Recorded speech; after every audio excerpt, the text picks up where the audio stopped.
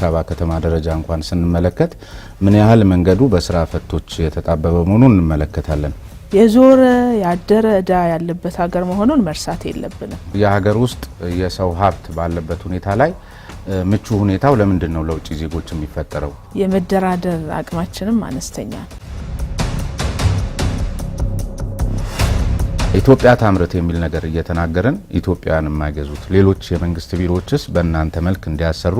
ፍልሰት አይቀሬ ከሆነ ደግሞ ህጋዊ ስርዓቱን ተከትሎ መሄድ አለበት። ከግማሽ በላይ ገንዘባቸውን አሁንም ለደላላ የሚከፍሉበት አሰራር እንደቀጠለ ነው። እጃቸው ላይ የሚገባው 46% ነው ውል ከተዋዋሉት ውስጥ። መንግስት ደግሞ በፈለገ ጊዜ እዚህ ጋር ሊሆኑ ይገባቸዋል እሳቸው ብሎ እርሱም ከዚያ ቦታ ቢያነሳ አንዱ እኮ የመደመር እሳቤ መሰረታዊ መለያ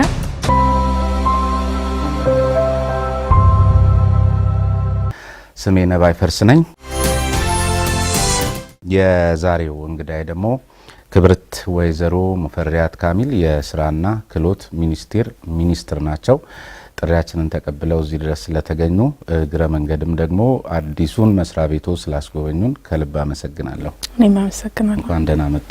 እሺ ውይይታችን እንግዲህ የስራና ክህሎት ሚኒስቴር አዲስ ከዚህ ከለውጥ እሳቤ ጋር ተያይዞ የተቋቋመ አዲስ ተቋም ነው።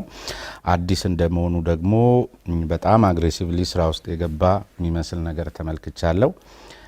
3 ዋና ዋና አቅጣጫዎችን አስቀምጦ የክህሎት ልማት ከስልጠና በላይ፣ የስራ እድል ፈጠራ ከዳቦ በላይ፣ የኢንዱስትሪ ሰላም ከአሰሪና ሰራተኛ ግንኙነት በላይ በሚሉ 3 መሰረታዊ ትኩረት አቅጣጫዎች ላይ መሰረት አድርጎ እየተንቀሳቀሰ ያለ ተቋም መሆኑን ለመመልከት ችያለሁ። መረጃዎችን ማይቻለሁ። ስለዚህ 3ቱ እሳቤዎች ላይ አጠር ያለ ማብራሪያ ሰጥተውኝ በነጠላ 3ቱንም ከማሳያዎች ጋር አንስተን ብንወያይ ጥሩ ስለሚሆን 3ቱ እሳቤዎች ስለምን ተመረጡ? ምን ማለት ናቸው? አመሰግናለሁ ስሜነ። በድጋሚ እድሉን ስለሰጣችሁኝ እኔም ማመስገን እፈልጋለሁ። የመጀመሪያው ከክህሎት ከስልጠና በላይ ብለን ያየንበት ምክንያት ለጥራት ላለው የስራ እድልም ሆነ ምርታማነትን ለመጨመር ክህሎት መግቢያ በር ነው ብለን ነው የወሰድ ነው።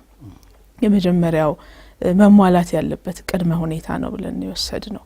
ይሄን ማድረግ ካልቻልን በሀገር ውስጥ የምንገነባው ኢኮኖሚም ተወዳዳሪ መሆን አይችልም።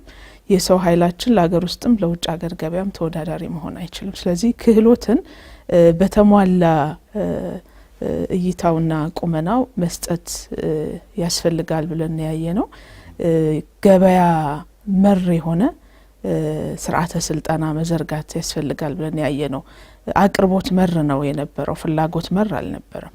ይሄ ባለመሆኑ ምክንያት በገበያ ውስጥ የሰለጠነ የሰው ኃይል ወይ ከስራው ጋር አይገናኝም፣ አንዳንዱ ጋር ደግሞ ወይ ትርፍ ሆኖ ነው የሚገኘው። ስለዚህ ክህሎት ላይ ያለንን ምልከታ እንደገና ማየት እንደገና ማጤን ያስፈልጋል ባልነው መሰረት አንዱ ክህሎት ላይ በዚህ መንገድ ነው የተመለከት ነው። ሁለተኛ ከስልጠና በላይ ያልነው የቴክኒክና ሙያ ስልጠና እንደ ሀገር በስፋት ይሰጣል፣ በአጫጭርም በመደበኛም። በጥቅሉ እስካሁን ባለው አማካይ አሃዝ 2 ሚሊዮን ገደማ የሚሆኑ አብዛኛው ወጣቶችና ልዩ ልዩ የህብረተሰብ ክፍሎች በዚህ ስርዓት ያልፋሉ፣ በአጫጭር ስልጠናም በመደበኛ ስልጠና። እነዚህን ሁሉ ዜጎች አስገብቶ ይሄን ያህል ማስመረቅ አይደለም የመጨረሻ መዳረሻ መሆን ያለበት። በቆይታቸው ሂደት ሁለንተናዊ ክህሎት ያላቸው ዜጎች አድርጎ ማውጣት ይጠይቃል ማለት ነው።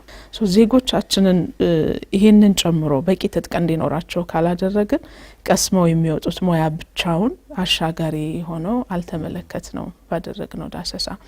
እሱ ብቻ አይደለም፣ ያን ሁሉ አቅም ፈጥረው የሚወጡ ሰዎች መልሰው ስራ ጠባቂ ነው የሚሆኑ ያለው ቀላል ባልሆነ ደረጃ።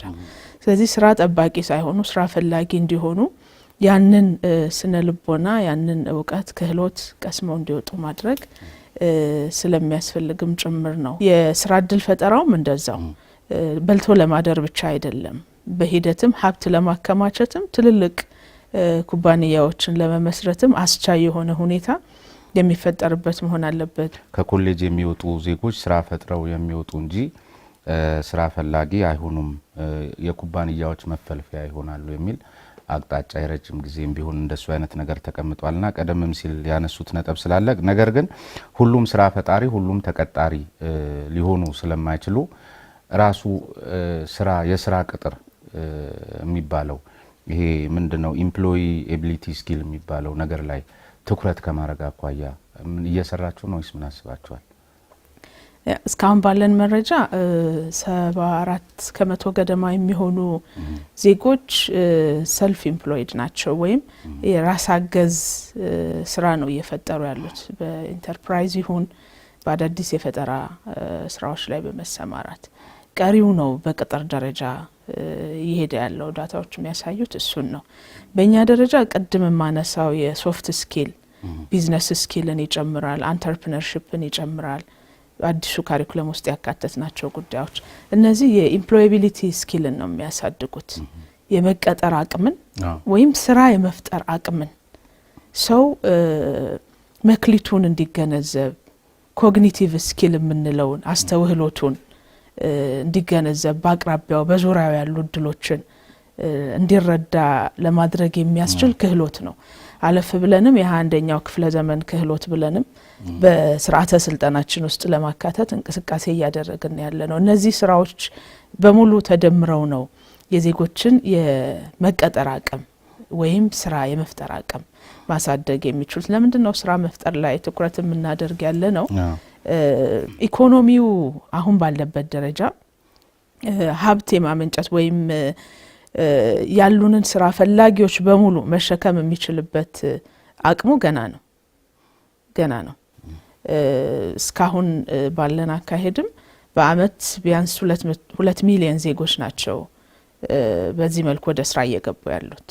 ይሄ ማለት የኢኮኖሚው የመሸከም ኢኮኖሚው ግን ፖቴንሻሉን ሙሉ በሙሉ ማውጣት ሲችል እስካሁን ከመጣንበት ርቀት በላይ መሄድ የሚያስችል እድል እየፈጠረ ይሄዳል ደረጃ በደረጃ። ያ ባልሆነበት ሁኔታ ሁሉም ሰው ተቀጣሪ እንዲሆን አድርጎ ማሰብና መስራት በጣም አደገኛ ነው የሚሆነው። እያንዳንዱ ሰው ደግሞ የየራሱ መክሊት አለው።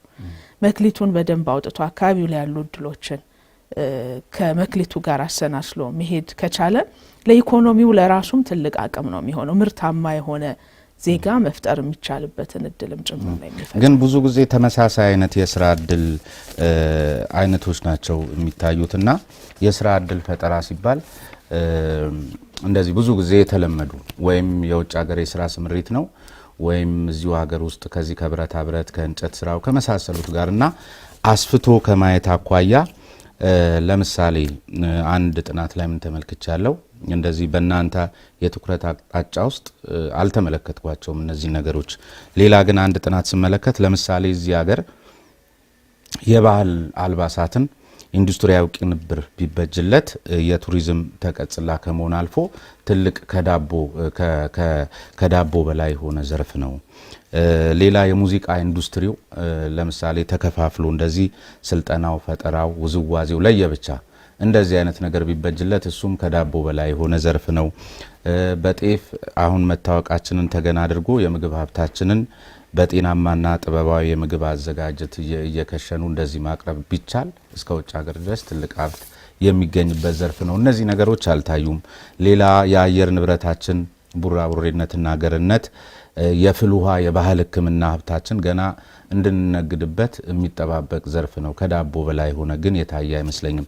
ሌላው ግን በጣም አስገራሚውና እዚህ ሀገር ምናልባትም ታስቦ ማይታወቀው የአኗኗር ቅርሳችንን በድርጊታዊ ኑሮ መሞከርና መቅመስ ለሚሹ ጎብኚዎች የናሙና መኖሪያ መንደሮች አዘጋጅቶ ከዚህም ትልቅ የገቢ ምንጭ ማግኘት ይቻላል ወዘተርፈ። እንደዚህ አይነት ነገሮችን ማየትን መሰረት ያደረገ የትኩረት አቅጣጫ አለ ወይ? እንደው አስባችሁ ታውቃላችሁ?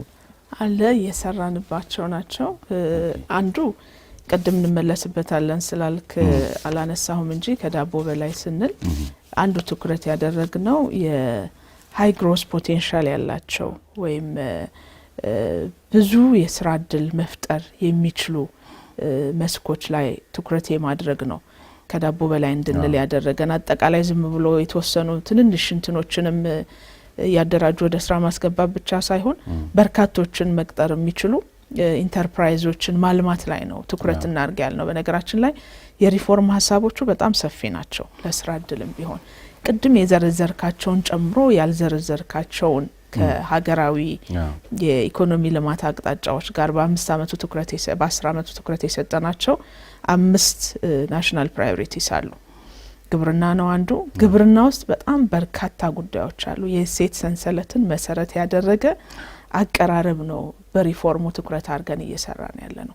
ስልጣናችንም የእሴት ሰንሰለትን የተከተለ ይሆናል። እንደዛ ሲሆን አይደለም አንድ ዘርፍ አንድ ምርት ከአንድ ዘርፍ ውስጥ ያለ አንድ ምርት ብቻውን በርካታ የስራ እድል መፍጠር ይችላል።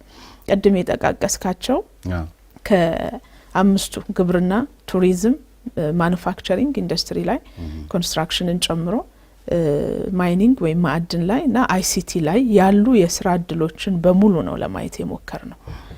ከዚህ ተነስተን ቅድም ያልካቸው እዚህ ውስጥ የሌሉ ለምሳሌ ቱሪዝሙ ብቻውን አይቆምም። የባህልና ባህል ነክ የሆኑ ጉዳዮች አብረውት ይመጣሉ። በነገራችን ላይ እኛ ከፉድ ኢንዱስትሪው ጋር ላነሳው ምንድነው ያደረግነው አብዛኛው ነገር ያለንን ጸጋ መሰረት ያደረገ ምልከታ ነው ያለው። ቱሪዝም አንዱ ኢኮቱሪዝም ላይ ነው እየሰራን ያለ ነው። ቅድም ያልከው የሚመጡ ጎብኚዎች ያለንን ያኗኗር ዘይቤ ሄደው ቴስት ማድረግ የሚችሉበት እኛ ቱሪዝም ኢንስቲትዩት በስራችን አለ። ይሄ ኢንስቲትዩት ከሚመለከታቸው ጋር ሆኖ እንዲህ አይነት ስራዎችን እየሰራ ነው ያለው።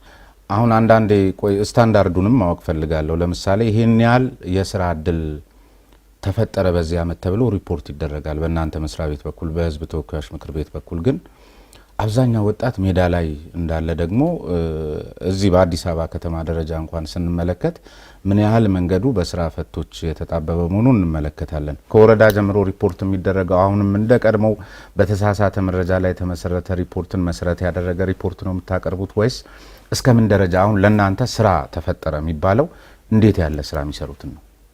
አንዱ ለይተናል። ይሄንን እኛ ሪፖርት የምንቀበለውም ሪፖርት የምናደርገውም ቋሚ የስራ እድል ብቻ ነው።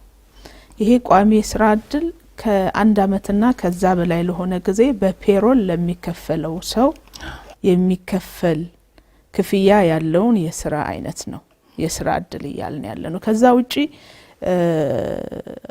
በቋሚ ያልሆነ በርካታ የስራ እድል አለ ጊዜያዊ የሚባል እሱን አንይዝምኛ በሪፖርት። ከዚሁ ጋር አንዱ ተያይዞ ሊነሳ የሚገባ ጉዳይ ህገ መንግስታዊ ሹዎችም ያሉት ነገር አለ። ለምሳሌ የሆነ ክልል እንደ ስራ እድል ፈጠራ ቆጥሮት ይህን ያህል መሬት ለወጣቶች ሰጥቻለሁ ይላል። አንዳንዱ ይህን ያህል የማዕድን ስፍራዎችን ሰጥቻለሁ ይላል። አንዳንዱ ደግሞ ድንገት ተነስቶ ይዞርና ይህን ያህል ሼዶችን ነጥቄ ለነገሌ ሰጥቻለሁ የሚለውንም በራሱ ያካትታልና በራሱ ከአሰራር ስርዓት ጋር ቅድም የተባለው ይሄ ሶፍት ስኪል የተባለው ነገር ላይ ሀገርን መሰረት ያደረገ ምግባር ያለው ወዘተርፈ ነገሮች አሉና የተፈጥሮ ሀብትን የመጠበቅ የመንከባከብ እንደዚህ ለስራ የመዋል ስልጣንና ተግባር ደግሞ በህገ መንግስቱ አንቀጽ 54 ቁጥር 3 እና 4 ላይ እንዲህ ተጠቅሷል እና ከመሬት አጠቃቀም ጋር በስርዓት ዘላቂ መፍትሄ በሚያመጣ መልኩ በተመሳሳይ ማዕድንን በተመለከተ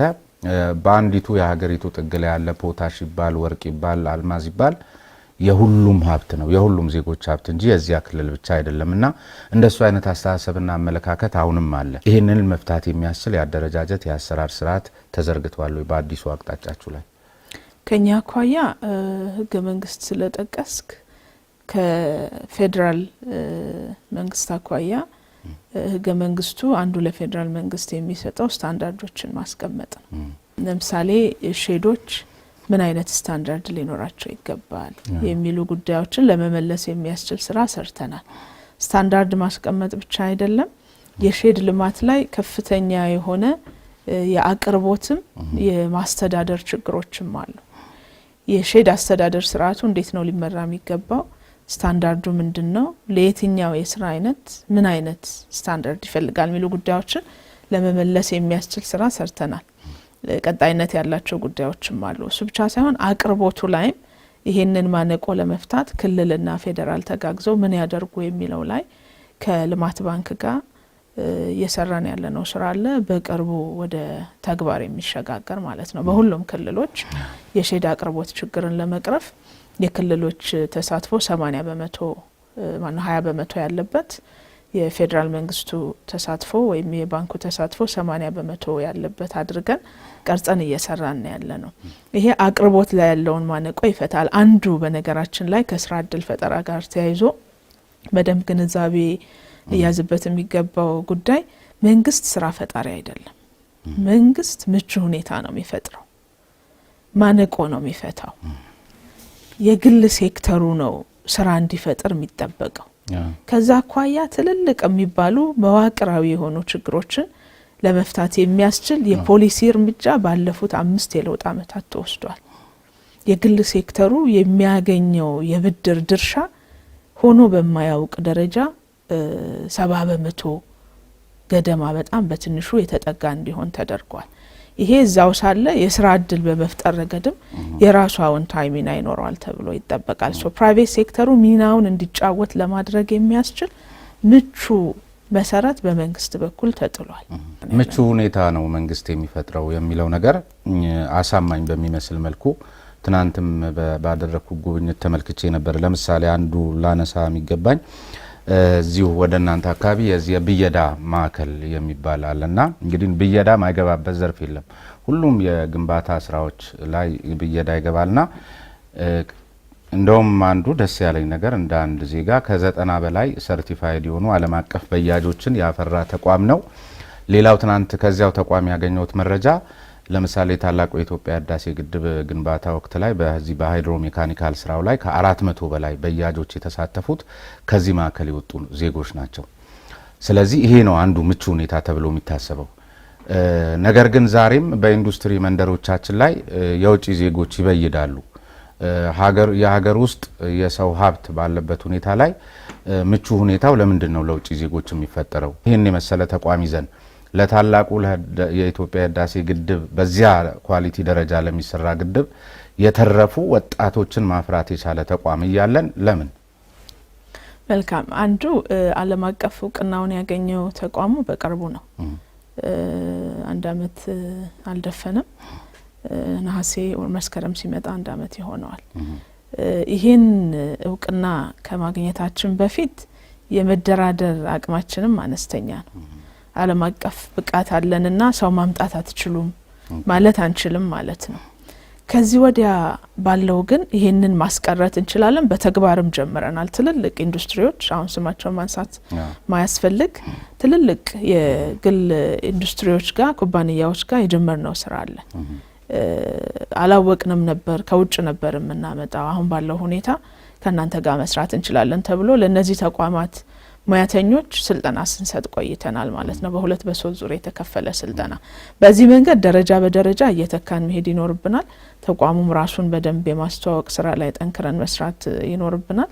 ለዓለም አቀፍ ገበያውም የሰው ኃይል ለማምረት ዲማንድ አለ። ኦሬዲ ጥያቄዎች ከአውሮፓ ሀገራትም ከመካከለኛ ምስራቅ ሀገራትም ጥያቄዎች ቀርበውልናል በያጆችን እንድናቀርብ። ለዚህ የሚሆን የሰው ኃይል ማልማት ስራ ላይም በስፋት የምንሰራ ነው የሚሆነውና ደረጃ በደረጃ እየተካን እንሄዳለን።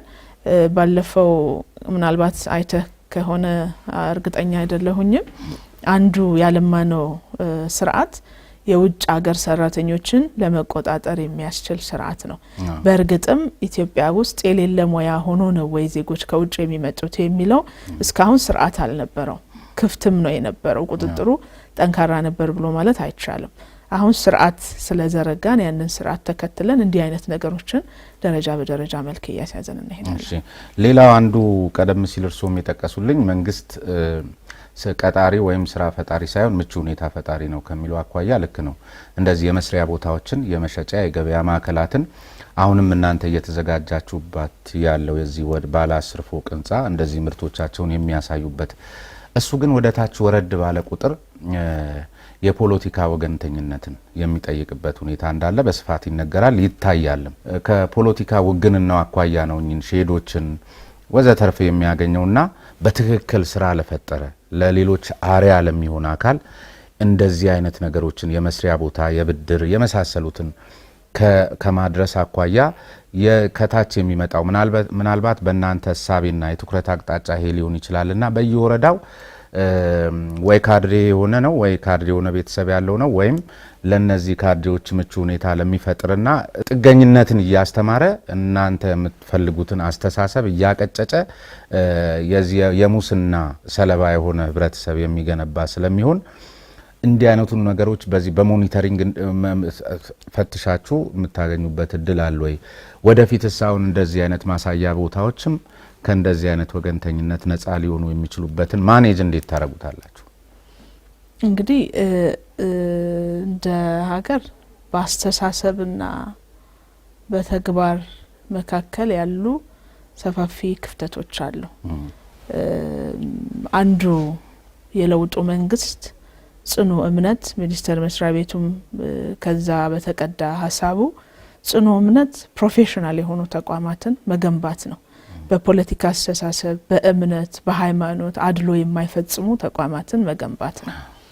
የዞረ ያደረ እዳ ያለበት ሀገር መሆኑን መርሳት የለብንም። ከዚህ የራቀ ነው ለማለት አሁን ላይ ሆኖ የሚያስደፍር ሁኔታ አለ ማለት አይደለም ወይም አይቻልም።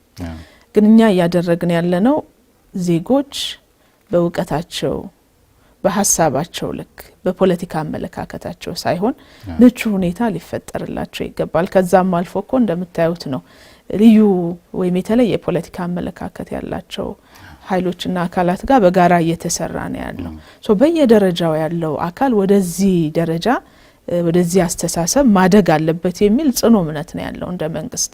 በተግባር ሂደት ግን ያሉ እዳዎች ያሁን ብቻ አይደሉም፣ የዞሩ ድምሮች ናቸው፣ እየታረሙ መሄድ አለባቸው። እኛም በአመት 2 ቢያንስ ሱፐርቪዥን እንሰራለን። የተለያዩ ጠንካራም ደካማ ጎኖችንም እናስተውላለን። ደካማ የሚባሉ ጉዳዮች ቅድም የምታነሳውን ጨምሮ መሆናችሁን የሚያመለክት ግን ውበት ያለው ነገር ብዙ ነገሮች እዚያው በሀገራችን የጥቃቅንና አነስተኛ ኢንዱስትሪ ተቋማት ማዕከላት የተሰሩ ነገሮችን እንግዲህ ከሌሎቹ አሁን አዳዲስ እየተገነቡ ከተዋቡ ቢሮዎች ባልተናነሰ መልኩ እዛ አለ። ለምንድን ነው ኢትዮጵያ ታምርት የሚል ነገር እየተናገርን ኢትዮጵያን የማይገዙት? ሌሎች የመንግስት ቢሮዎችስ በእናንተ መልክ እንዲያሰሩ ተሞክሮን ከመውሰድ አኳያ ለምንድን ነው ያን ያልተመለከቱት? ወይስ በእናንተ በኩል ጥረት አልተደረገም?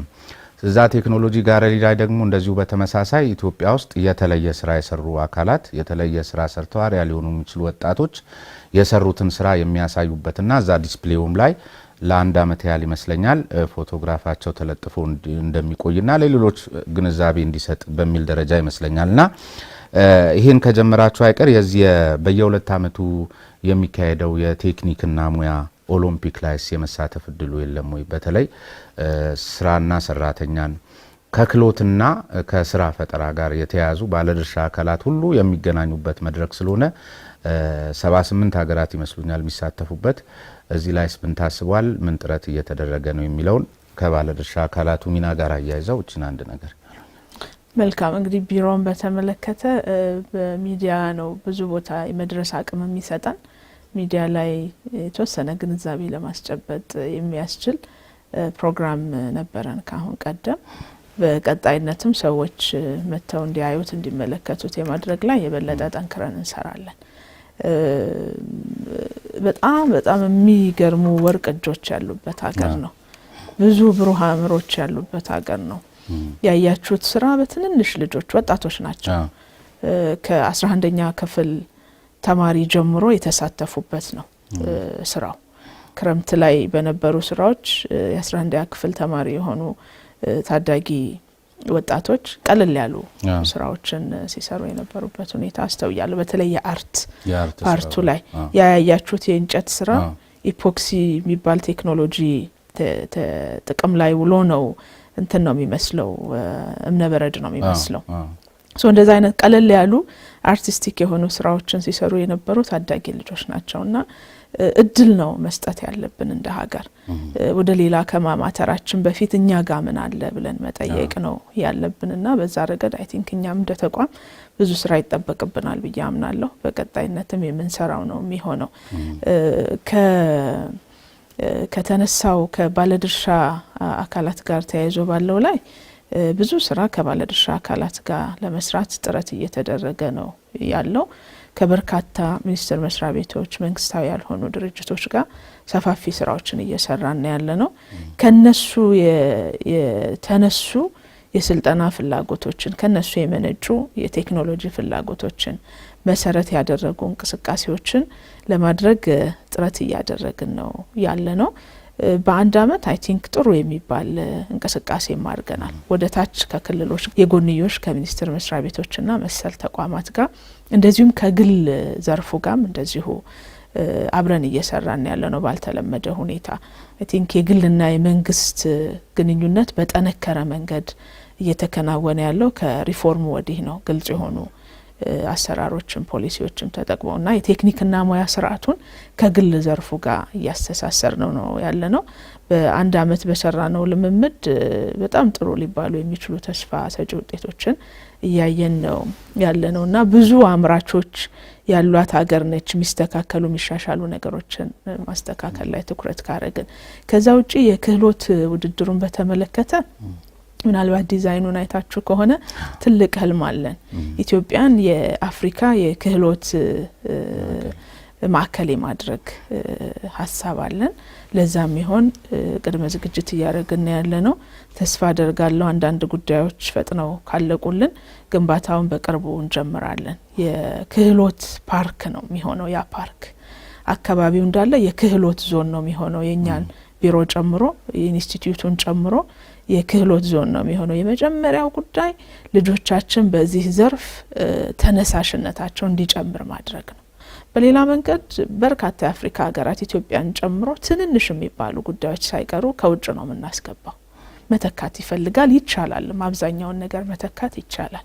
ስለዚህ አንዱ ትኩረታችን ፋብሪኬሽን ኢንጂነሪንግ ላይ ነው። ይሄን ስናደርግ ተወዳዳሪነታችንን እንደ ሀገር እና እንደ አህጉር መጨመር እንችላለን የሚል ነው። ለዛ የጀመርነው ሂደት አለ። የዓለም የክህሎት ማህበረሰብ የሚባል አለ። የዛ አባል ለመሆን እንቅስቃሴ ጀምረናል። ትናንት በነበረኝ ጉብኝት እንግዲህ የዚህ አፍሪካ የክህሎት ማዕከል የሚሆነው አካባቢው ላይ ያለው ጥቃቅንና አነስተኛ የተደራጁ አካላት እሱን ከመስተዳደሩ ጋር ያስጎበኘኛ አካል ነግሮኛል። እንደዚህ የምትክ ቦታ ከማዘጋጀት አኳያ የቀረ ነገር እንጂ ዝግጅቱ ያለቀ ይመስለኛል። አካባቢውን የኢንዱስትሪ ኤሪያ የማረግና የማልማት ነው፣ የማዕከል የማረግ ነው። ግን እዚህ ሀገር ላይ ብዙ ጊዜ አንዱ የጀመረውን አንዱ ሲጨርስ አንመለከትም። እሱን እያሰቡ ይሄን ተስፋ ማድረግ በራሱ ስለሚከብድ እርሶን ምሳሌ ማድረግ እችላለሁ። ለምሳሌ ከዚህ ቀደም እኔና እርሱም እንዲሁ በተመሳሳይ ቃለ ምልልስ አድርገን ነበር። ሰላም ሚኒስቴር ሆነው ሰላም ሚኒስቴር ላይ ብዙ ያሰቧቸውን ነገሮች አውግተውኝ ነበረ። አላየኋቸውም። አሁን ምናልባት እርሶ ቢኖሩ በዛ መንገድ ቀጥሎ የሆነ ነገር ልመለከት እችል ይሆናል። ስለዚህ እንደ መንግስት ምን አይነት አቋም ነው ያለው? የእርሶን እሳቤ እዛው ላይ ያስቀምጠው ነገ ወደ ሌላ ቦታ እርሶ ደግሞ ቢዘዋወሩ የሚመጣው አካል ከማስቀጠል አኳያ ከዜሮ የመጀመር እንደሱ አይነት ያልጠራ ወይም ምን ልበለው የተበላሸ አስተሳሰብ አለንና በመንግስት በኩል እንደዚህ አይነት አቋም አለ ወይ? አሁን ትልቅ ነገር አስበው ነው ያስጀመሩት እርሶ። መንግስት ደግሞ በፈለገ ጊዜ እዚህ ጋር ሊሆኑ ይገባቸዋል እሳቸው ብሎ እርሶም ከዚያ ቦታ ቢያነሳ ያ የሚመጣው አካል የመጨረስ እድል በብዙ ቦታዎችና በብዙ ሁኔታ አንመለከትም። እንዴት ነው የሚሻለው ይሄ ነገር? አሁንስ እንዲህ አትመክሩበትም? እዛ አንዱ እኮ የመደመር እሳቤ መሰረታዊ መለያ ከዜሮ አለመጀመር ነው። ስታወሩት ነው አይደለም፣ በተግባርም አለ። ለምሳሌ ሰላም ሚኒስተር እኔ የጀመርኩት የቀጠለ ስራ አለ። አሁንም የወጣቶች በጎ ፈቃድ አገልግሎት በጎነት ለአብሮነት እየቀጠለ ያለ ስራ ነው። ሌሎች ስራዎችም እየቀጠሉ ነው ያሉት። በየደረጃው የተካሄዱ ሪፎርሞች አሉ። ምሳሌ እዛ ያለን የጀመርናቸው የጸጥታ ተቋማት ሪፎርም ስራዎች እየቀጠሉ ነው ያሉት፣ እየቀጠለ ነው ያለው። በነገራችን ላይ እንደ አንዲት ኢትዮጵያዊት ዝም ብሎ ከስልጣን ላይ ስላለሁ ምናምን አይደለም። አንዱ በህይወቴ ከሪፎርም ውስጥ እሰየው የሚያስብሉኝ ጉዳዮች ጅምር ጥረቶችን የመቀጠል አስገዳጅ አቅጣጫ ነው። ትልቁ ምሰሶ የሪፎርሙ የተቋም ግንባታ ነው። ተቋም ግንባታ ደግሞ በተደማሪነት የሚሳካ ጉዳይ ነው። አንዱ የጀመረውን አንዱ ሲጨርስ የሚሳካ ጉዳይ እንጂ ሁሉ ጊዜ ሁሉም እየመጣ የየራሱን ኢምፓየር የሚያስቀጥል ከሆነ እንደ ሀገር የምንመኛትን ሀገረ መንግስት ግንባታ ስራው የተጠናቀቀችን ሀገር ማግኘት አንችልም። ይሄ የምርጫ ጉዳይ የግለሰብ አመራር ፍላጎት ጉዳይ አይደለም ማለት ነው። አንኳር የሚባል የመደመር እሳቤ የለውጥ አቅጣጫ ነውና ከዛ አኳያ እየቀጠሉ ነው ያሉት የሚል አረዳድ ነው ያለኝ። ሁሉ ነገር እኔ በጀመርኩት ላይ ሄድ ይችላል። የተሻሻለ ሀሳብ የሚያመጣ አመራር ሊመጣ ይችላል ከኔ ቀጥሎ የሚመጣ ሰው ያን የተሻሻለ ሀሳብ ደግሞ ይዞ ይሄዳል። እርግጠኛ መሆን የሚያስፈልገው ማፍረስ የሌለ ወይም የተበላሸ ከሆነ የተሳሳተ ከሆነ ማፍረስንም ይጨምራል። በነገራችን ላይ እንደነበር ማስቀጠል ብቻ አይደለም የግድ። ስለዚህ እሱ በአጠቃላይ የድርጅታችንም የመንግስታችንም አቅጣጫ የሚታይ ነው። በእኔ በኩል ከሞላ ጎደል እየሄዱ ያሉ ጉዳዮች እንዳሉ ነው የሚሰማኝ። ሌላው አንዱ ከዚህ ከስራ እድል ፈጠራ ጋር ከክህሎት ጋር ተያይዞ ሊነሳ የሚገባው ጉዳይ እኩል በኩል የስራ እድሉና የክህሎት ጉዳይ እኩል በኩል ተጣጥሞ እስካልሄደ ድረስ ለምሳሌ ይሄን ለማሳየት የዚህ ዲጂታል ማርኬቲንግ ላይ ወይም ገበያ ነው አንዱ እንግዲህ የሚያስተሳስረው። እንደው ምሳሌ ብንወስድ ቄራዎች አካባቢ የሚደረግ ንግድ ላይ ከጥሬ ገንዘብ ውጪ እሺ የሚል አርሶ አደርም የለምና ይሄንን ዲጂታል ማርኬቲንግ ሲታሰብ የማህበረሰባችን ተጨባጭ ሁኔታ ታስቧል ወይ? እንዴት ሊሆን ነው? ስኪሉንና ሸማቹን እንደዚህ ይሄ ስራ ፈጠራውን አጣጥሞ ከመሄድ አኳያ መልካም። አንዱ ከእንግዲህ 5ቱ የ10 አመት የኢኮኖሚ አቅጣጫ ውስጥ የአይሲቲ ነው። የኛ ቴክኒክና ሙያ ተቋማት ከአይሲቲ አኳያ ምንድነው ሚናችን ብለን አይተን ነበር። የዲጂታል ሊትሬሲ ላይ ከኢኖቬሽን እና ቴክኖሎጂ ሚኒስቴር ጋር በጋራ ለመስራት ስምምነት ተፈራርመን ወደ ተግባር ከገባንበት ነው። የግብርና ኮሌጆቹ በአቅራቢያ አርሶ አደሮችን ማሰልጠን የሚችሉበት አቅጣጫ ተቀምጦላቸው እየሰሩ ነው ያሉት። ሌሎች ኮሌጆቻችን እንደዚሁ ዲጂታል ሊትሬሲ ላይ ወይም የዲጂታል እውቀት ክህሎት ላይ እንዲሰሩ ለማድረግ የሚያስችል የአሰልጣኞች ስልጠና ሰጥተን ለቴክኒክና ሙያ ተቋማት ከስርዓተ ስልጠናቸው ጋር አስተሳስረው አጫጭር ስልጠናዎች ከሞባይል አጠቃቀም ጀምሮ ቅድም እንደተነሳው ለየህብረተሰብ ክፍሉ የሚያስፈልጉ ክህሎቶችን ለመስጠት የሚያስችል ስራ ጀምረናል። እዚህ ሀገር ላይ ትልቁ ችግር የዚህ አሰሪና ሰራተኛ ግንኙነት የኢንዱስትሪ ሰላም የሚባለው ነገር ነውና በሁለት መልኩ የውጭ ሀገር የስራ ስምሪት አለ፣ የሀገር ውስጥም እንደዚሁ በተመሳሳይ ኤጀንሲዎች ሆነው እንደዚህ ቀላል የሚባሉ ስራዎችን ወይም ከዘበኝነት ከመሳሰሉት ጋር በውጭ ሀገር ዜጎቻችን ተሰደው የሚሰሩትን ስራም እዚህ በሀገር ውስጥ የሚያሰሩ ኤጀንሲዎች አሉና አዲስ አይነት በጣም የሚገርም ሰዎችን ያለ እንግልት የሚያስተናግድ በተለይ የውጭ ሀገር የስራ ስምሪቱ ላይ ብዙ ነገርም ተመልክቻለሁ ትናንትና። ምንም ያለ ምንም መንገላታት ማለት ነው ተመልካቾቻችንም ማየት ስለሚችሉ ማለት ነው። ግን ይሄን ስታረጉ እንዴት ነበር? ለምን አላማ እንዳረጋችሁት? ሁለተኛ ከባድ አልነበረም ወይ? ደላላውን እንዴት ቻላችሁት? እንደዚህ ደግሞ ኤጀንሲዎቹም ጋር በተመሳሳይ ከዚህ በፊት በዚህ ዘርፍ ላይ ይሄን ዘርፍ ሲመራ የነበረ አካልን እዚሁ እንደዚሁ ተመሳሳይ ቃለ መልስ በማደርግበት ሰዓት ላይ ምናልባትም ኤጀንሲ ያላቸው ግለሰቦች ጭምር በዚያ ተቋም ውስጥ ሰራተኛ ሆነው ይሰሩ እንደነበር ሁሉ በምርመራ ዘገባችን የደረስንበት አጋጣሚ ነበርና እናንተ መስሪያ ቤት ውስጥ ራሱ ኤጀንሲ ያላቸው አካላት ሊኖሩ እንደሚችሉ ወይም የዚያ ሼር ሆልደር የሆኑ አካላት ሊኖሩ እንደሚችሉ ገምታለሁ። እንዲህ በቀላሉ የሚሳካ ነው? ወደፊትስ በጣም እንትን ተግዳሮት አይሆናችሁም? እስቲ ምን አስባችኋል? ቀላል ትግል አይጠይቅም። አሁንም የተጠናቀቀ ስራ ነው ማለት አይደለም። ነገር ግን ስራ እንደጀመርን የመጀመሪያ ትኩረት አድርገን የሰራ ነው ስራ ቢኖር የውጭ ሀገር ስራ ስምሪትን መልክ የማስያዝ ጉዳይ ነው። ምክንያቱ ደግሞ የዜጎች ጉዳይ ስለሆነ ነው። የቅድሚያ የሰጠ ነው።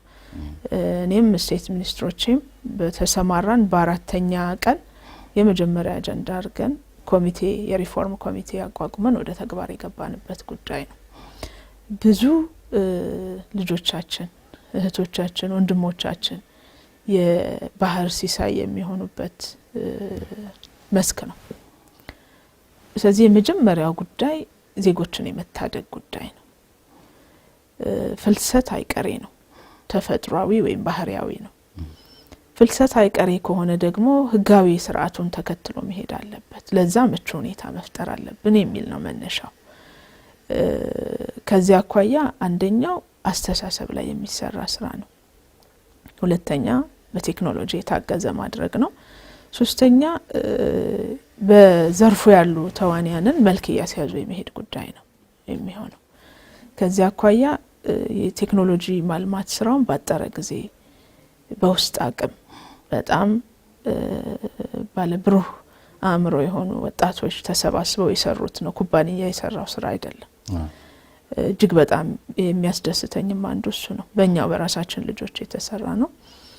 መሰረታዊ የሚባለውን ነገር 6 አመት ይፈጃል ነበር የተባለ የመጀመሪያው ጥናት በኩባንያ እንዲሰራ የታሰበው ጥናት 6 ወር ዋናውን ስራ ሲጨርሱ 6 ወር ነው የፈጀባቸው። አሁን ወደ ተግባር ስንገባ ፍላጎቶች እየጨመሩ እየሰፉ ከወጪ ሳኳያ ወጪውም እንደዛው በጣም በብዙ እጥፍ ነው። ከ60 ሚሊዮን ዶላር በላይ የሚጠይቅ ነው በኩባንያ ይሰራ ቢባል። ለዚያም አሁን በተሰራበት ደረጃ አይደለም። አሁን የተሰራበት ደረጃ ከመነሻው ፍጹም የተለየ ቅድም ያልኩት አዳዲስ ነገሮችን ጨምሮ የባለድርሻ አጋር አካላት አሉ በፋይናንስ ያደረጉን ፕሮጀክቱን። የአጋር አካላት የራሳቸውን የማይተኛ ቡድን ልከው ገምግመው ነበር ስራውንና በተለምዶ ስቴት ኦፍ ዘ አርት ይባላል። የመጨረሻ የሚባለውን ደረጃ የተከተለ ስራ ሲሰራና ከዛም የላቀ ስራ ነው የተሰራው የሚል እውቅና ነው የሰጡትና በጣም በርካታ ጉዳዮችን ነው የያዘው ስርዓቱ እንደ ስርዓት። የመጀመሪያው ልጆቻችን ከመነሻው ጀምሮ ሳይንገላቱ ቤታቸው ሆነው ምዝገባውን ጨርሰው በአቅራቢያቸው ወዳለ የቀበሌ ማዕከል የስራ ማዕከል ምንላቸው አሉ። እስካሁን ባለን 2200 ገደማ የሚሆኑ የአንድ አገልግሎት መስጫ ማዕከላት አሉ። ስራ ፈላጊ፣ ስልጠና፣ ብድር አቅራቢ፣ ብድር አገልግሎት፣ በስራ ውስጥ ድጋፍ የሚሰጡ የስራ ማዕከላት ናቸው። ቤታቸው በሞባይል ምዝገባውን ከጨረሱ በኋላ የሚሆነው ይሄ ስርዓት እዛ ሄደው የአይን የእጅና የፊት አሻራ ነው የሚሰጡት። ስለዚህ ማሽኖቹን ገዝተን ወደ እነዚህ አንድ ማዕከል አገልግሎቶች እያስገባን ያለ ነው። የመጀመሪያ ዙር 1000 ነው እቅዳችን። ቀሪውን በሂደት እያሟላን እንሄዳለን ብለናል። 1000 እጅግ በጣም ትልቅ ነው። በባዮሜትሪክ ኪት ነው የሚባለው። የአሻራውን የምንወስድበት ማሽን ነው። ውድም ነው፣ ሰፊ ነው። 1000 ማዕከላት ላይ በአሁኑ ሰዓት አለን ማለት ተደራሽነቱ እጅግ በጣም የሚገርም ነው ማለት ነው። ያንን በማድረግ የመጀመሪያው ጉዳይ ለዜጎች እኩል የመረጃ እድል የመፍጠር ነው። ይሄ ከውጭ ሀገር ስራ ስምሪት ብቻ ጋር የሚያያዝ ሳይሆን የሀገር ውስጥ ስራ ፈላጊዎችም አንዱ ችግር ስራ የት እንዳለ አለማወቅ ነው። ለምሳሌ መቀጠር ለሚፈልጉ ምን አይነት ስራ የት እንዳለ በማወቅ ረገድ ሁሉም ኢትዮጵያዊ በተመሳሳይ ሰዓት መረጃውን ማግኘት ይችላል። ነገር ግን ቴክኖሎጂው ማን ጋ ነው ምን አይነት ግድፈት የተፈጸመው የሚለውን ያሳውቀናል። ከመነሻ እስከ መዳረሻ ባለው ሂደት የተሳሰረ ነው። ኤርፖርት ላይ የመጨረሻውን የኢትዮጵያን የአየር ክልል ወይም ድንበር የየብስ ድንበር ትተው ሲወጡ እስካለው ሂደት በቴክኖሎጂ ነው የሚመራው። የሄዱበት ሀገር ላይም ደህንነታቸው የተጠበቀ የሚያገኙት የስራ አይነት ለደህንነታቸው የተመቸ መሆኑን ከየኤምባሲዎቻችን ጋር በቅርበት እየሰራን ያለ ነው። ሲስተሙ በየኤምባሲው እንዲኖር ተደርጓል። 40-60 ሺህ ብር እያስከፈሉ ያሉ ደላሎች አሉ አሁንም። ነገር ግን እንዲከፈሉ የሚጠበቀው ለፓስፖርትና ለጤና ምርመራ ብቻ ነው። የአውሮፕላን ወጪያቸውን አሰሪዎቻቸው ናቸው የሚሸፍኑት። በዚህ ረገድ የተሟላ መረጃ ማድረስ ጠይቃል። እግረ መንገድ እንደው ለሚዲያ አካላትም ያለኝ ጥሪ ይሄንን መረጃ ዜጎች እንዲያገኙና በህገ ወጥ መልክ አቅማቸውን ከሚበዘብዟቸው ዜጎች እንዲጠበቁ ነው አደራ ማለት ምንፈልገው። ሌላው ትልቅ ልዩነት ለማምጣት እየተሰራ ያለው ያልሰለጠነ ዜጋ እንዳይሄድ ነው። ምክንያቱም እዛ ሀገር ያለውን የኑሮ ሁኔታ ሳያውቁ በቂ ስነ ልቦና ዝግጅት ሳያደርጉ ሲሄዱ የባህል ግጭት ያጋጥማቸዋል። ብዙዎቹ ለአእምሮ ህመም የሚጋለጡባቸው ምክንያቶች ይኖራሉና ያ እንዳይሆን ራሱን የቻለ ካሪኩለም ቀርጸን 77 ኮሌጆችን ለዚህ አላማ አዘጋጅተን በሁሉም ክልል ስልጠናውን በሁሉም የሀገራችን አካባቢዎች እንዲሰጥ ያደረግን ያለነው። ሶስተኛ ዙር አሁን ቀጥሏል። የሁለት ዙር ስልጠና አልቆ ማለት ነው። ትናንትና ያው የተመለከትኳቸው ቢያንስ ችግር ቢገጥማቸው ሪፖርት የማድረግ ስኪሉ አላቸው። አሁን በተዘረጋው ሲስተም ላይ ያው እሱን ይጨምራል፣ ዲጂታል ስኪልም ይጨምራል ስልጠናው። የዚህ የፓትሪዮቲዝም ያልነው ለቴክኒክና ሙያ ተቋማት የቀረጽ ነው። ለምን እነዚህ ዜጎች ምንም እንኳን ዳቦ ፍለጋ ቢሄዱ የኢትዮጵያ ገጾች ናቸው። በየሀገሩ ያሉ የሚያሰሯቸው ዜጎች ጥሩ ከሰሩ ኢትዮጵያን የሚያውቁበት የሚያመሰግኑበት፣ ካበላሹም ኢትዮጵያን የሚረግሙበት ኢትዮጵያን የሚጠሉበት ነው የሚሆነው። በየቤቱ የሚሰማሩ አምባሳደሮች ናቸው፣ የሌበር ዲፕሎማቶች ናቸው። በእኛ አጠራር ኮንቬንሽናል የሆነውን ዲፕሎማሲ የሚሰራው የመንግስት አካል አለ። ህዝብ ለህዝብ ያለውን ዲፕሎማሲ ግን እነዚህ ወገኖች ናቸው የሚሰሩት። ስለዚህ ለዛ የሚሆን ስነ ልቦና ይዘው እንዲሄዱ ለማድረግ ነው እየተሞከረ ያለው። የአንዳንድ ተዋንያን ሚና በተለይ ደላላ ጋር የተነሳው ከጥቅሙ ጉዳቱ ያመዘነ ነው።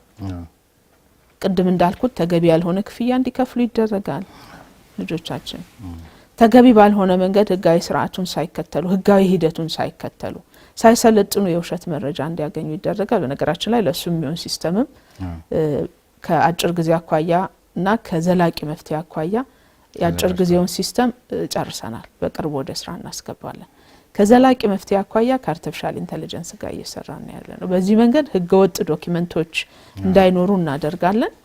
ነገር ግን ሳይሰለጥኑ መሄድ የመጀመሪያው ተጎጂ የሚያደርጋቸው ራሳቸው ዜጎችን ነው። ዜጎች ከእንደዚህ አይነት ነገር የራሳቸውን የመጠበቅ ኃላፊነት አላቸው። ሁሉ ነገር ለደላላ ልናሸክም አንችልም። እምቢ ካሉ ከወሰኑ ደላላ አንገታቸውን አንቆ ወደዚህ ስርዓት አያስገባቸውም እና ዜጎችም ኃላፊነት አለባቸው።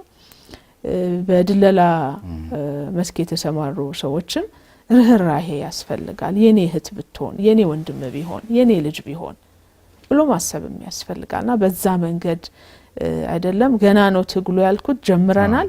ስርዓቱ በጣም ተስፋ ሰጪ ነው። 2 ወር ባልሞላ ጊዜ ከ30,000 ሰው በላይ በዚሁ ስርዓት ልከናል። ጥሩ ሊባል የሚችል አፈጻጸም አለው። ግን ደግሞ አንድ ትናንት ተመልክቼ ነበረ። እርስዎ እንደነገሩኝ በ3 ደቂቃ ውስጥ አሻራው ሲሰጥ ከዚያ ማረፊያው ራሱ በግቢ ውስጥ ወረፋ እስኪደርሳቸው በአቀማመጥ ስርዓቱ ሁሉ ነገር ተመልካቾችም እየተመለከታችሁ እንደሆነው ያምራል። ግን ደግሞ አንድ እጀ ሰባሪ ያረጋችሁ ነገር ያለ ይመስለኛል። ቅጽር ግቢ ውስጥ ብቻ ይሄን እየሰራችሁ ያለ ይመስለኛል። ወይም ቀደም ሲል እንዳሉኝ ከ1000 በላይ ማዕከላት በየአካባቢያቸው ይሄን ነገር ቢያደርጉት፣ አለበለዚያ አሁን ለምሳሌ ልክ ወረፋ ጠባቂ መስል ደጁ ላይ ከአጥር ግቢ ውጪ መዓት ሰው ፈሷልና ምንድነው የሚያደርጉት? እነዚህ ሰዎች ከክልል ከተለያየ ቦታ ስለመጡ እነሱን ይዘው የመጡ ምንድነው መተው ያረፉባቸው ሰዎች ይዟቸው መተው ከተማውን ስለማያውቁት ነው የሚል ነገር። ስለዚህ ወይ ለነሱም ማረፊያ ማዘጋጀት ያስፈልጋል። የህዝብ ግንኙነት ስራው ላይ እየሰራችሁ እንዳልሆነ የሚያስታውቅ አሁን ይሄ እርሱ ያሉኝን ነገር በግቢ ውስጥ እየተከናወነ ያለ ነው። ደጅ የፈሰሰው አካል ግን ይሄን ወረፋ እየጠበቀ የሚመስልበት ሁኔታ አለ። እኔም እስከ ትናንት ሰዓት ድረስ የነበረኝ ግንዛቤ ይሄው ስለሆነ ስለዚህ አንዱ የገጽታ ግንባታም የሚሰሩ ሰዎችን ተነሳሽነት ስለሚቀንስ እዚህ ጉዳይም ላይ የሆነ ነገር ወይ ማድረግ ያለባችሁ ስለሚመስለኝ እዚህ ላይ አስተያየት ይስጡ። ቴክኖሎጂውን ወደ የቀበሌው የማዳረስ ስራ ስናጠናቅቅ ማንም ሰው እዚህ ግቢ አይመጣም። አገልግሎቱን በየቀበሌው እያንዳንዱ ቀበሌ ጋር እንኳ አሁን መድረስ ባይቻል አቅራቢያ ማዕከል ወደ ሆነ ስለሆነ የሚሄዱት ሀሳቡም ያው እያንዳንዱ ቀበሌ ሳይሆን እያንዳንዱ አገልግሎት አንድ ማዕከል አገልግሎቶች ጋር ስለሆነ አገልግሎቱ የሚሰጠው ከጥቂት ጊዜያት በኋላ ይሄ ችግር አይኖርም። ወደ ሀገር ውስጥ መግባት ጀምሯል ማሽኑ ስልጠና ሰተን ዝግጁ ነን ስራው ማሽኑ ላይ የሚሰሩ ሰዎች ዝግጁ ናቸው እዚህ ማሽኑን ወደ የአገልግሎት መስጫ ማዕከላቱ ስናደርስ ወደኛ የሚመጣ ሰው አይኖርም የተለየ የተቸገረው ነገር ኖሮ ካልሆነ እሱ ደግሞ እንደዚህ ብዙ አጃቢ አይኖርም ማለት ነው በዛ መንገድ ነው የምንሄደው እሺ ሌላውና በመሰረታዊነት መነሳት ያለበት የዚህ ሀገር ውስጥ የስራ ስምሪት ላይ የኢንዱስትሪ ሰላምን ከማረጋገጥ አኳያ በተለይ የሀገር ውስጥ የዚህ የሰራተኛ ኤጀንሲዎች ላይ ከዚህ ከኮሚሽን ክፍያ ጋር በተያያዘ ስቲል በጣም በተለይ በጥበቃ ዘርፍ የተሰማሩ አካላት በጽዳት የተሰማሩ አካላት በየባንክ ቤቱ ሄዱ አካላት ጉልበታችን ተበዘበዘ ለክሶ ነው ከኔ አቅም እንኳን ብዙ ቦታ ላይ ሲሄድ እንደዚህ አይነት ተመሳሳይ አስተያየቶችን አንዳንዶቹ ማሻሻል ያደረጉ እዚህ መድረክ ላይ እንኳን በተደጋጋሚ ከምናነሳቸው ሐሳቦች ተነስተው ለዜጎቻቸው የተሻለ ነገር ማድረግ የጀመሩ ተቋማት አሉ በጣም ትልልቅ ደግሞ አትራፊ ድርጅቶች ሆነው አሁንም በዜጎች ጉልበት ላይ የሚቀልዱ ዜጎች ሰርተው ለፍተው ከግማሽ በላይ ገንዘባቸውን አሁንም ለደላላ የሚከፍሉበት አሰራር እንደቀጠለ ነው ኢንዱስትሪዎች ውስጥ ደግሞ ስንገባ በተለይ የውጭ ኩባንያዎች ላይ የኛ ዜጎች ክብራቸው በጣም አደጋ ላይ የወደቀበት ህገ መንግስታዊ መብታቸው የተናደበት የሚገለመጡበት አንዳንዶቹ የሚመቱበት በተለይ የሴቶቹ በተመሳሳይ ጾታዊ ትንኮሳ ጭምር ሳይቀር ሴትነታቸው ላይ ጭምር ሳይቀር ድርድር የሚደረግበት የእድገት የመሳሰሉት እድገት በስራ ትጋታቸው ሳይሆን በእንደዚህ አይነት ጸያፍ በሆነ መልክ የሚደረግበት አሰራር ዛሬም አለ ማአት ነው ጦሱና ምን እየተደረገ ነው እዚህ ላይ ከሶስቱ የሪፎርም ምሰሶዎች አንዱ የኢንዱስትሪ ሰላም ነው አሁን ያነሳቸውን ጉዳዮች በሙሉ የሚመለከት ነው ማለት ነው የኢንዱስትሪ ሰላም ያለው የመጀመሪያው ጉዳይ እሳቤውን የማስተካከል ነው እሳቤው የአሰሪና ሰራተኛ ግንኙነት በሰጪና በተቀባይ በዝባዥ ተበዝባዥ ግንኙነት የተቃኘ ነው የነበረው ፖለቲካሊ ከሌላ ሪዮት የሚመነጭ ነው ሶሻሊስት ከሆነ ሪዮት የሚመነጭ ነው አሁን ላይ እሱ አሸናፊ ያደርጋል ወይ ተጠቃሚ ያደርጋል ወይ ብለን ስንል በዛ ደረጃ ተጠቃሚ የሚያደርግ አይደለም ሁለቱንም ተጠቃሚ በሚያደርግ መንገድ መቃኘት አለበት ነው ያልን ያለነው ምክንያቱም ሰራተኛ ብቻውንም አሰሪ ብቻውንም ምን ፈልገውን ነገር ለማሳካት አያስችላቸው አሰሪና ሰራተኛ የአንድ ሳንቲም ሁለት ገጽ የአንድ አላማ እኩል ባልደረቦች ሆነው መስራት የሚችሉበትን እድል መፍጠር ይጠይቃል መከባበሩን ለማምጣት ሀብት ስላለው ብቻ እንዳሰሪ የሚፈልገውን ምርታማነት ማረጋገጥ አይቻልም ሰራተኛውም መብት ኦሪየንትድ ብቻ ሆኖ ወይም በመብት ፍላጎት ላይ ብቻ የተመሰረተ ሆኖ የሚፈልገውን ውጤት ማግኘት አይቻልም ግዴታውንም በአግባቡ መወጣት አለበት እዚህ በመሰረታዊነት አስተሳሰቡን ማስተካከል ላይ እናተኩር የዜጎችን ክህሎት ማሳደግ ላይ እናተኩር ብለን ያዝነው ሰፊ ፕሮግራም አለ ይሄም በንግግር እንዲፈታ እናደርግ አንዱ እንግዲህ በመሰረታዊነት ቴክኒክና ሙያ ተቋም ላይ የምንሰጠው ስልጠና የስራ ስነ ምግባርና ጊዜው የሚጠይቀንን አርበኝነት ጊዜው የሚጠይቀን አርበኝነት በላባችን ሀገርን የማጽናት አርበኝነት ነው የሚጠብቀን የሚጠይቀን የመስዋዕትነት አይነት የላብ የጊዜ መስዋዕትነት ነው እዛ ላይ በአግባቡ የተቀረጸ የሰው ኃይል ሊኖረን ይገባል ነው የራሳችን አሰስመንት አለን በሰራተኛው በኩል ያሉ ጠንካራም ደካማም ጎኖች አሉ ኢንዱስትሪ የሚፈልገውን የስራ ባህል አይነት መታጠቅ ይጠይቀናል ምርታማነትን ለማሳደግ እንደ ሀገር ያለው የኢንዱስትሪ ምርታማነት አፈጻጸም ዝቅተኛ ነው ኤጀንሲ ሀገር ውስጥ ስራን በተመለከተ ጥናት አጥንተናል እጃቸው ላይ የሚገባው 46% ነው ውል ከተዋዋሉት ውስጥ ይሄን መሰረት አድርገን ረጅም ርቀት ሄደናል ለጌን ቀደም ሲል ይወጣ አንድ መመሪያ ነበረ እዛ መመሪያ ላይ ክስ ተመስርቶ ስንከራከር ነው የቆየ ነው መመሪያ የማውጣት ስልጣን የለውም ሚኒስትር መስሪያ ቤቱ ተብሎ ፋይናሊ ፍርድ ቤቱ መመሪያ የማውጣት ስልጣን እንዳለን ብይን ሰጥቶ በዛ መሰረት መስተካከል አለበት ብለን ከሚመለከታቸው ባለድርሻ አካላት ጋር ውይይት ለማድረግ እየጣርን ነው ያለነው። የውይይት መድረኮችም ነበሩ ከአሰሪዎች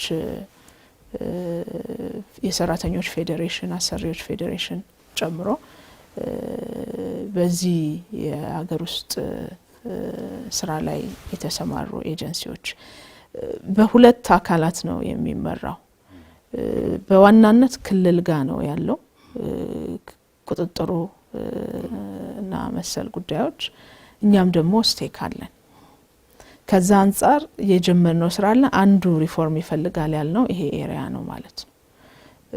በፍጹም ተቀባይነት የለው። የውጭ ሀገሮች እኮ ምን አደረጉን ያሰኛል አይደል? 46% ውል ከተዋልኩት ውስጥ ደሞዝ መክፈል ማለት አዎ ትንሽ ርህራሄ ጎለዋል። የኑሮ ውድነቱን እያየን ያለ ነው። ከመቼውም ጊዜ በላይ መተሳሰብ የሚጠይቅ ወቅት ነው ወቅቱ። ነገር ግን ከዛችሁ 2000 ከማትሞላ ገንዘብ ላይ በዛ መንገድ ይሄድ ያለውን ነገር በእኛ በኩል በፍጹም ተቀባይነት የለው። መፈታት አለበት ብለንም እየሰራን ያለ ነው። ይበልጥ አጠናክረን የምንቀጥለው እና መልክ የምናስይዘው ጉዳይም ነው የሚሆነው ማለት ነው። ጤናማ የሆነ ግንኙነት በኢንዱስትሪ ውስጥ አይኖርም እንደዛ መሆን ካልቻለ። ገባ ካልተባለ ስራውን የሚያሰራው አካል በደንብ ላያቀው ይችላል። በዝርዝር ስለፈተሽ ነው ቅድም ያልኩት ሌቭል ላይ የደረስነውና አንድን አካል በጣም ሀብታም በማድረግ የትም አይደረስም። ፍትሃዊ የሆነ ተጠቃሚነት ነው መኖር ያለበት። በልፋታቸው ልክ ስራ የሚሰሩ ሰዎች ማግኘት መቻል አለባቸውና የአሰራር ስርዓቱን ስለምናዘምን እየፈታ ነው እያቃለል ነው እንሄዳለን። የተውነው ጉዳይ አይደለም ማለት ነው። በጣም ከልብ ነው የማመሰግነው ወይዘሮ ሙፈሪያት ካሚል የስራና ክህሎት ሚኒስቴር። ስሜነ ባይፈርስ ነኝ። ሳምንት እንገናኛለን በሌላ እንግዳ በሌላ ርዕሰ ጉዳይ። ስለነበረን ቆይታ አብራችሁ